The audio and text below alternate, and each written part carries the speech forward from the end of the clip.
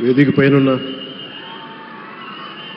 గౌరవ ముఖ్యమంత్రి శ్రీ నారా చంద్రబాబు నాయుడు గారికి, బోఫర్స్ కుంభకోణాన్ని బయటికి తీసుకొచ్చిన హిందూ మేనేజింగ్ డైరెక్టర్, ఒకప్పుడు ఎడిటర్గా పనిచేసిన శ్రీ ఎన్ రామ్ గారికి, రాజస్థాన్ పత్రిక చీఫ్ ఎడిటర్ ఓనర్ అయిన శ్రీ గులాబ్ కుటారి గారికి, చిత్ర పరిశ్రమ అతిరథ మహారథులందరికీ, శ్రీ రామోజీరావు గారి కుటుంబ సభ్యులు, వారి అబ్బాయి శ్రీ సుమన్ గారికి, శ్రీమతి శైలజా కిరణ్ గారికి, శ్రీమతి విజయేశ్వరి గారికి, రామోజీరావు గారి మనవలకి మనమనాలకి ప్రత్యేకించిన హృదయపూర్వక నమస్కారాలు. ముఖ్యంగా ఆయనతో పాటు వెన్నంటే ఉన్న ఆయన ఈనాడు పత్రికా కుటుంబానికి, జర్నలిస్ట్ కుటుంబానికి, వారందరికీ కూడా నా ప్రత్యేక హృదయపూర్వక నమస్కారం. రామోజీరావు గారి గురించి అందరూ చెప్పిన దానికంటే కూడా నాకు నా పర్స్పెక్టివ్లో, నా అనుభవంలో నేను చూసిన రామోజీరావు గారిని మీ కొద్ది సంఘటనలు పంచుకున్నాను. రామోజీరావు గారు నాకు సినిమాలు ఉన్నా కానీ నాకు పరిచయం లేదు. ముందు షూటింగ్ ఆయన స్టూడియోస్లో చేసినా కానీ ఫస్ట్ టైం పాలిటిక్స్కి ఎంటర్ అయిన తర్వాత 2008లో ఆ సమయంలో ఆయన కలవటం జరిగింది.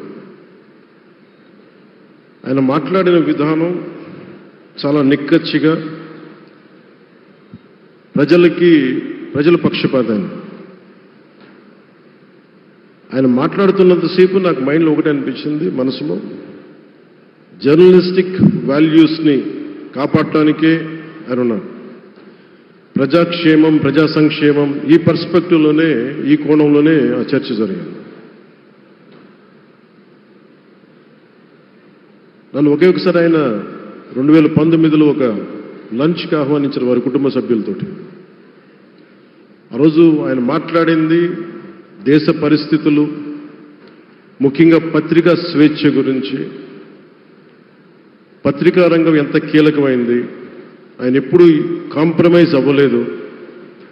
ఒక విషయం చెప్పాలి అంటే అది తనకి తెలిసిన వారు అవ్వచ్చు, తన సన్నిహితులు అవ్వచ్చు, స్నేహితులు అవ్వచ్చు, కుటుంబ సభ్యులు అవ్వచ్చు, జనం కోసం వచ్చేటప్పటికి నిష్పక్షపాతంగా చాలా నిర్దాక్షిణ్యంగా ఉంటుంది ఆయన ఆలోచన పరిధి. అదే ఆయన ఈనాడు పేపర్లో రిఫ్లెక్ట్ అవుతుంది.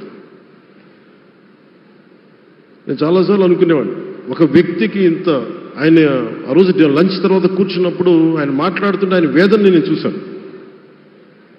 ఆయన నలిగిపోతున్నారు. నిజంగా పత్రికా స్వేచ్ఛ ఎంత అవసరం దేశానికి, ప్రజాస్వామ్యానికి ఎంత కీలకమైంది, అది ఆయన చెప్తుంటే ఆయన ఆవేదన నాకు అర్థమైంది. అలాంటి వ్యక్తి మీద ఎన్ని రకాల ఇబ్బందులు పెట్టారో మనందరికీ తెలుసు. ఒక పేపర్ ఒకటే నడపటం చాలా కష్టసాధ్యమైంది. కానీ దాంతోపాటు ఆయనకి నష్టపోవడానికి, జనరల్గా అలాంటి విలువలు, కమిట్మెంట్ ఉన్నవాళ్ళు మిగతా వ్యాపారాలు అంటే ఆయన్ని అన్ని రకాలుగా దాడులు చేయడానికి చాలా తేలిక. అలాంటి దాడుల్ని తట్టుకుంటూ యాజ్ అ జర్నలిస్ట్ ఆయన అన్కాంప్రమైజింగ్ యాటిట్యూడ్, అన్కాంప్రమైజింగ్ వాలర్, అవన్నీ ఆయన్ని నాకు చూస్తే చాలా చాలా ఆనందం వేసింది. ఆయన ఒకటే చెప్పారు నాకు, your upcoming political leader, I wish you all the best. నీ జీవితంలో నువ్వు కాంప్రమైజ్ అవ్వకు, what ever you believe in, నువ్వు ఏదైతే నమ్ముతావో దాన్ని త్రికరణ శుద్ధిగా చేయని చెప్పి ఆయన చెప్పింది నేను ఈ రోజుకి మర్చిపోలేను. అలాంటి మహానుభావుడు సంస్మరణ సభకి నేను ఈరోజు ఇక్కడికి రావటం ఆంధ్రప్రదేశ్ ప్రభుత్వం భాగంగా నాకు నిజంగా చాలా ఆనందంగా ఉంది. రైట్ టు ఇన్ఫర్మేషన్ యాక్ట్ దారిలో చూస్తూ ఉంటుంది దాకా ఎగ్జిబిషన్లో 2008 రైట్ టు ఇన్ఫర్మేషన్ యాక్ట్లో ప్రజలకు ప్రతిదీ తెలియాలి, ప్రభుత్వంలో ఏం జరుగుతుంది, ప్రభుత్వం ఏం తీరుతెన్నులు ఎలా ఉంది అని. దానికోసం ఆయన అందరినీ కలిపి ఆంధ్రప్రదేశ్లో, ప్రత్యేకించి ఉమ్మడి ఆంధ్రప్రదేశ్లో ఆయన ఒక ఉద్యమకర్తగా కూడా వ్యవహరించారు. ఒక ఆర్టీఐ లాంటి థాట్ ప్రాసెస్ ఉండాలి అంటే ఒకటే ఉంటుంది, ఇది ఏమి జరిగినా ప్రజలకి తెలియాలి, ప్రభుత్వంలో ఉన్న రాజకీయ వ్యవస్థ ఏమి చేసినా ప్రజలకి తెలియాలి, వారికి అండగా ఉండాలని చెప్పి ఆయన చేసిన ఈ యజ్ఞం చాలా జటిలమైంది, చాలా కష్టమైంది.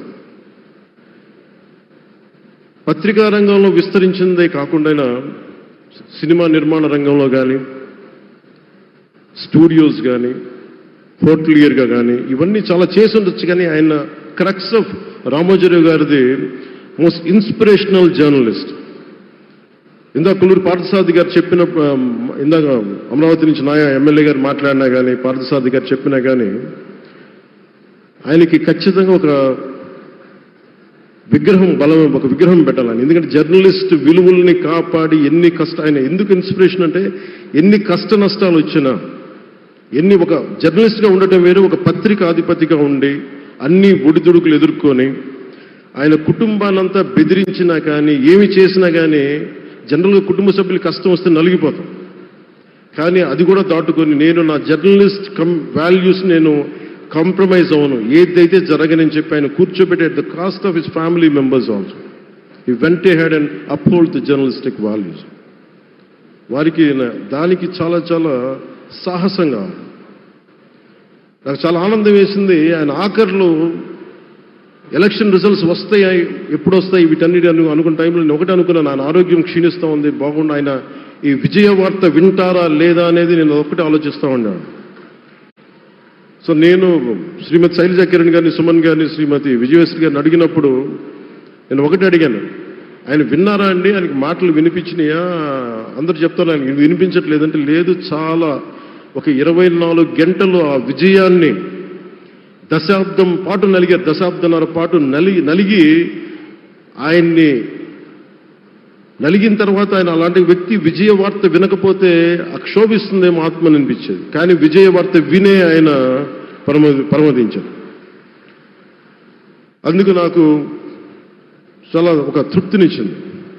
అలాంటి మహానుభావులకి నా నివాళులు అర్పిస్తూ ఆయన నుంచి ఎవరైనా నేర్చుకోవాల్సింది, ప్రజాస్వామ్యాన్ని పరిరక్షించడానికి ఎవరి స్థాయిల్లో, ఒక పత్రికాధిపతిగా కావచ్చు, ఎవరు ఏ స్థాయిలో ఉన్నా దాన్ని మనం కాపాడాల్సిన అవసరం ఉంది. అలాగే ఆయన జర్నలిస్టిక్ వారసత్వ ప్రవాహం అంటే ఉదాహరణకి ఈనాడు, ఈటీవీ తాలూకు ప్రజెంటేషన్ ఆఫ్ న్యూస్ చాలా న్యూట్రల్గా, అన్బయాస్డ్గా ఉండదు. ఏదైనా విషయం చెప్పేటప్పుడు నా గురించి ఎంత రాస్తారో, నన్ను తిట్టాలనుకున్నప్పుడు అంతే తిడతారు. అంటే నువ్వు చేసే పనిని బట్టే గుర్తిస్తారు తప్ప నాకు తెలుసు కదా అని చెప్పి మళ్ళీ దానికి ఫేవరెటిజం ఉండదు. అది తెలుగుదేశం పార్టీ కావచ్చు, ఇంకొక పార్టీ కావచ్చు, కాంగ్రెస్ కూడా కావచ్చు. కాంగ్రెస్ చేస్తే కాంగ్రెస్ని ఆయన్ని పైకెత్తిన సందర్భాలు ఉన్నాయి. అలాగే ఏ పార్టీ తప్పులు చేసి నచ్చని, ప్రజలకి ఇబ్బందికరమైన సంఘటనలు జరిగినప్పుడు ఏం మాత్రం వెనకాడకుండా ఫ్రంట్ పేజీలు వేసేవాడు. ఫ్రంట్ పేజ్లో మరీ చాలా బలంగా చేసేవాడు. సో అందుకే నాకు అనిపించింది ఒక జర్నలిస్టిక్ వాల్యూస్, ఆయన తాలూకు వారసత్వ ప్రవాహం ప్రతి జర్నలిస్టు పుణికిపుచ్చుకోవాలి, అది తీసుకోవాలి. ఒక నది ఒక ప్రవాహం వెళ్తున్నప్పుడు మన స్థాయి, అది నువ్వు ఒక చిన్న బకెట్తో తీసుకుంటావు, చెంబుతో తీసుకుంటావు, ప్రవాహంలో నీళ్ళు అన్నట్టుగా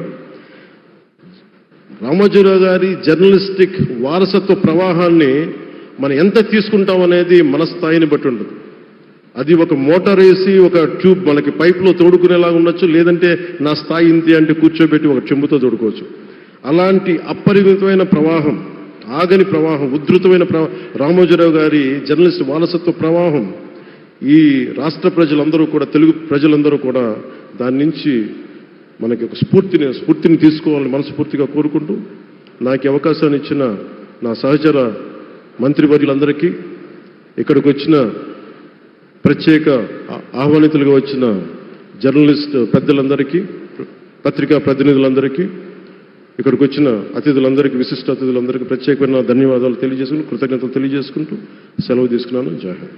thank you honourable deputy chief minister గారు.